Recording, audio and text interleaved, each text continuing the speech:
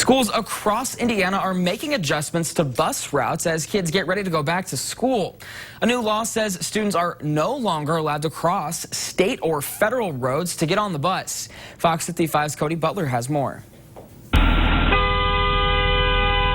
People running school bus stop arms like these drivers on US 6 in Kendallville last year are happening all too often. I think it's sad that it has to come to that people can't take the time to stop when they should. Now, by law, students are not allowed to cross state roads like State Road 8 in Noble County to get on the bus.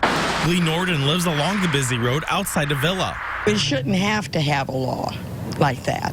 I really don't think so, and the people should just stop. But the reality is they aren't.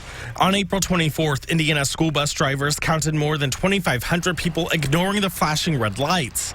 In Fulton County, 3 kids died last year as they crossed a state road to get on their bus after a woman didn't stop. It's tough to argue with that. Our student safety is paramount. East Noble Transportation Director Josh Burrow just finished adjusting routes so students are no longer crossing state roads in the district. He says some compromises had to be made to make it work. It's certainly not a compromise that was more significant than the safety that was added. Even though students are no longer to cross in front of the bus on state roads, drivers are still required to stop. Bus sitting there with lights flashing, there's not a lot we can do to make it more visible than that. The issue really is people disregarding what's required of them.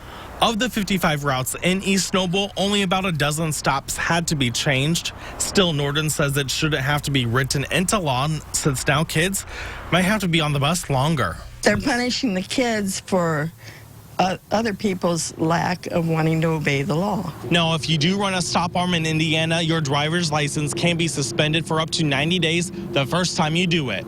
In Kendallville, Cody Butler, Fox 55 News.